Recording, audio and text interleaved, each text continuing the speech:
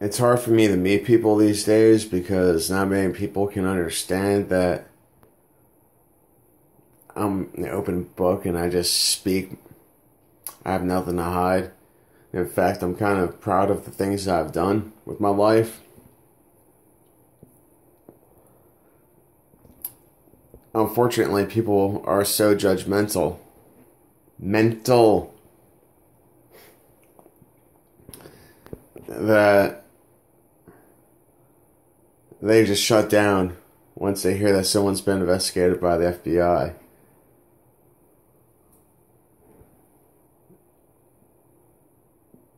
What did I do wrong? Did I hold guns to people's heads? Did I freaking throw bombs all over the place? Did I start stabbing people? However, I did wield my pen very effectively. And I type pretty well and I make pretty decent videos. Okay, that last one was a long shot. But, people claim that, oh, I don't want to be, I'm not normal, I don't do this, I'm so unique, I'm this, that. This guy is unique. And, in my previous video, these are probably going to be uploaded out of order, so whatever. And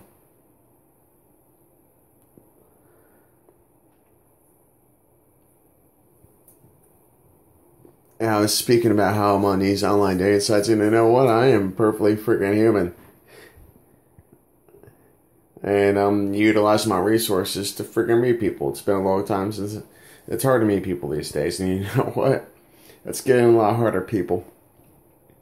It's getting really hard because people are filling their heads with all the shit. Absolute shit. They have one of the most powerful tools known to men to ever come our way. We have God in the palm of our hands. Yeah, I know people are going to be like, blasphemy! Well, you know what? It's a reference.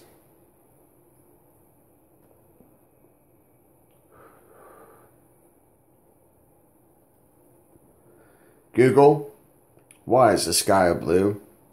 Why does it rain, Google? We can ask our phones anything. And we get an answer as long as we have data connection. And the reference of God is in our airwaves. We look up, and it's all around us. But people are using this tool to bombard their minds with smut. I mean, I watch my fair share of garbage, which isn't that much.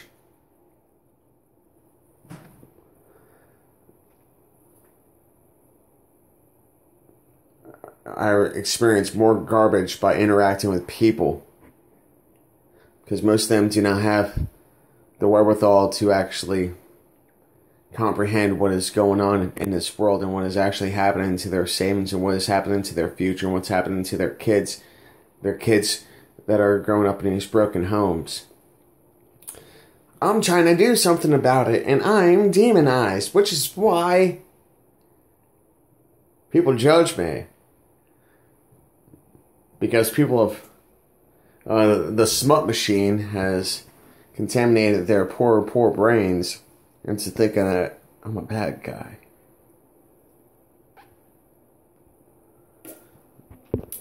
As I said, the bad guy is going to be coming out of his shell here soon. What does that mean? What does that mean? What does that mean?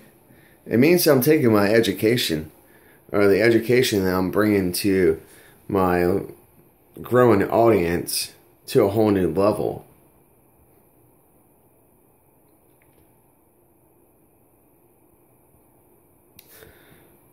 In my first campaign ad, I say, this is the most powerful weapon we have, but in order to use it the appropriate way, we must use our freaking hearts.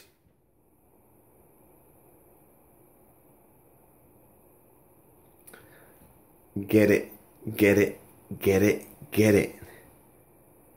I've got it. I may not have it all, and it does suck having to start over and over and over. Roller coaster, I cannot speak. I've lost my mind. I can't remember the words redundant right now, but speechless and redundant, 'cause I love you's not enough. I'm lost for words. That's been a Green Day reference night, huh?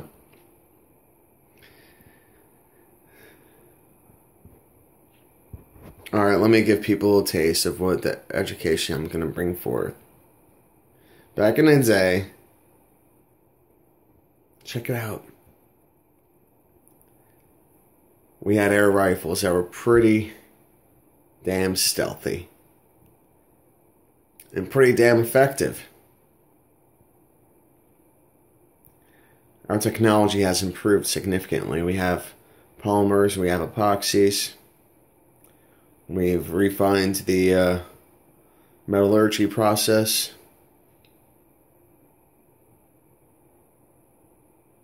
Gunpowder is not needed. It is definitely resourceful, but what are we going to do when our munitions become soiled?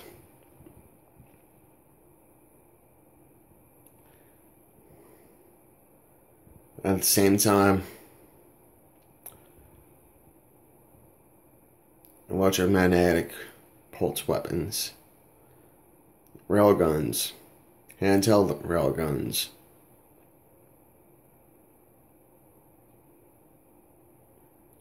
I can get a battery, I can get a backpack that's battery, and well, our cell phones. Our cell phone batteries are becoming pretty damn powerful. And they're charging pretty damn fast. Type of backpack that's equipped to a rifle that charges a projectile with a magnetic field. Who needs gunpowder? I guess I am divulging some of my secrets now.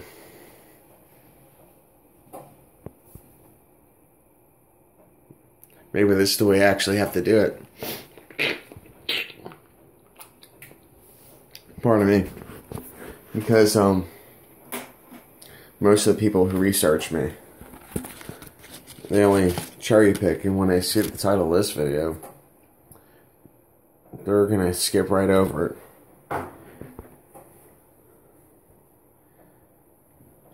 And all this is common knowledge. This is out there.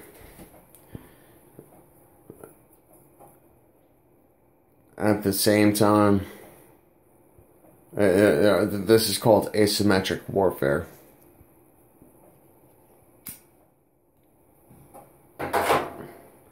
This is warfare that, okay, they've got the big guns. Well, how do we stop them? It's just like anyone going against the Romans back in the day. We had to figure out the flaws of their war machines in order to have a chance to either seize those weapons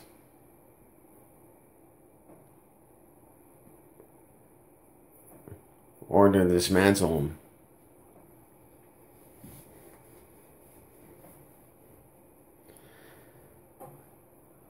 more to make them just ineffective.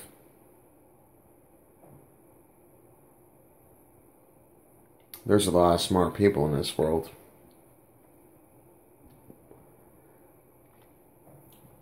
How are we going to stop satellites?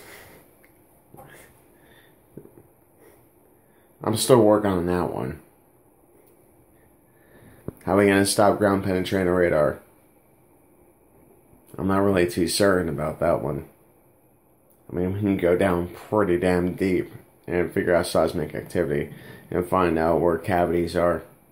And so, all those people digging little shelters in the ground,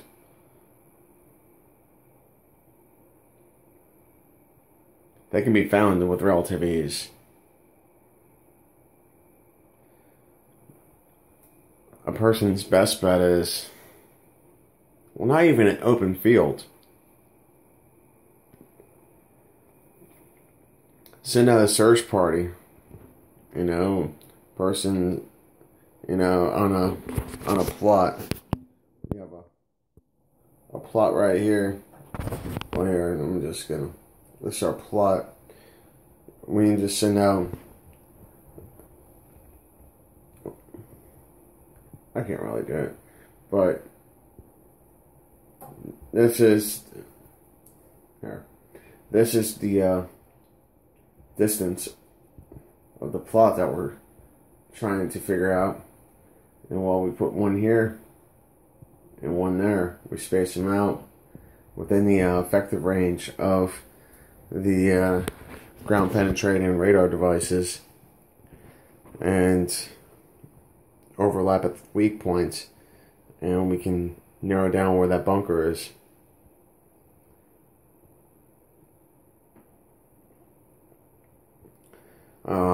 We have to think, what does a fence do? A fence, all it does is slow people down.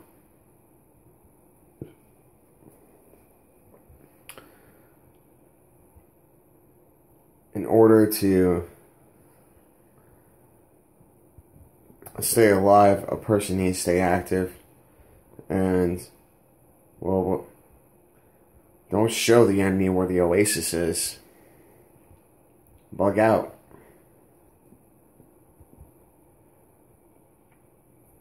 If we feel that the enemy is closing in, do not allow them to know where our provisions are.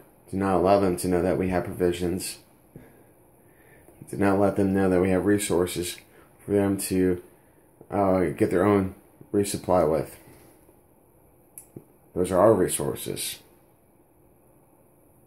And we have to embrace the suck. And that is why it is important that we have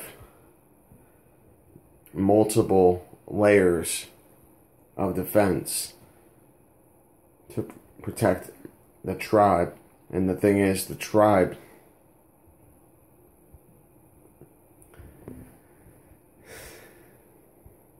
is probably going to die because they're a loitering target.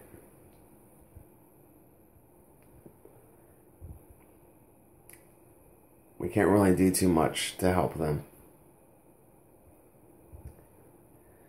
because they have the means to go over our defenses. We can't save everybody.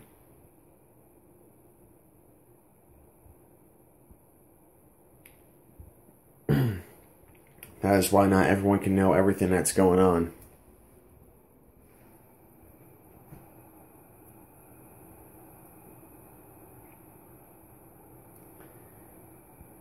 War is not a beautiful thing. War is a racket. And I shouldn't have to come to this, but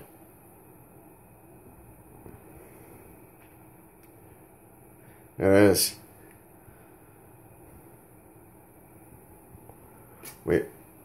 We don't know what the enemy is trying to do to us.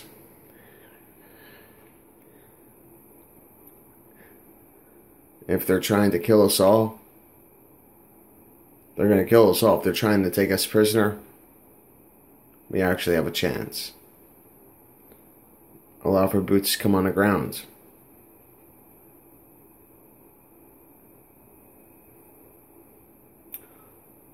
will open a door for them.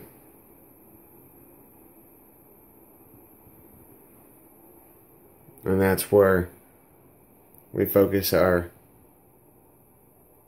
resources.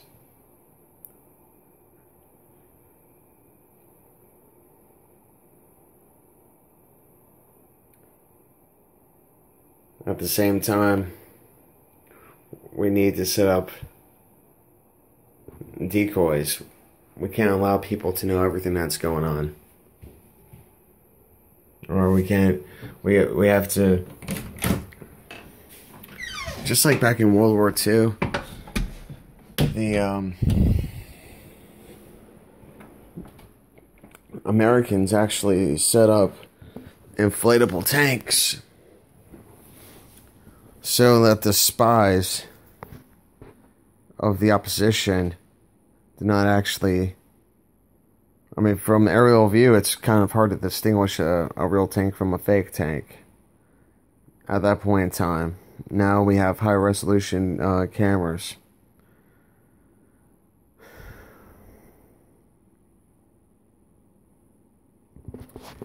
And what is disturbing is that the agencies are preparing the youth to become militarized, which is part of the whole video game era. I play several video games where I've operated drones. I don't think people actually understand how much training actually goes into operating a drone to distinguish a target, finding out what unnaturally occurs in a natural environment. It's basically recognition, finding, because vehicles are normally rectangular, trying to find those in a bunch of brush and with that are highly concealed, and their edges are smoothed out. But these video games are basically saving these agencies millions upon millions of dollars in training, because the youth is already gaining the understanding of the software that they'll be working with. Just like the HUDs, heads-up displays.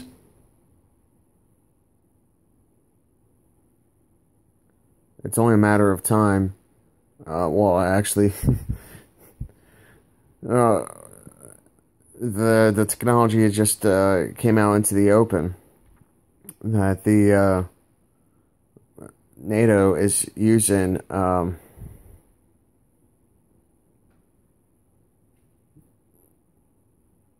little eyepieces that can do all sorts of amazing things. Just like in some of these science shows, they were talking about contact lens with a microchip in it. Terminator eye.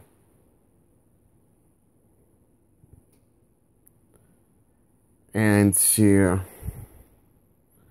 operate